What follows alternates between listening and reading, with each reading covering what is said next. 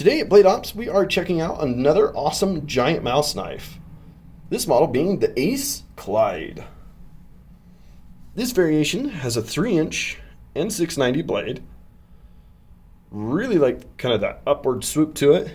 Makes it an incredibly good slicer. It's about 6.97 inches overall. Uses some amazing aluminum handles. It's actually got the little cover on it from the clip still. Keep it nice and new condition. It's about 2.8 ounces. Really good size for an EDC.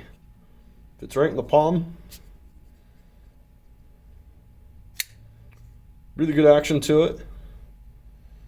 Runs on some good bronze washers.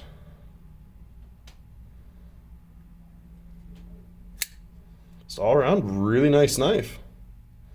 Been super impressed with giant mouse lately and pretty much keep up with those. So get your new giant mouse today at Blade Ops.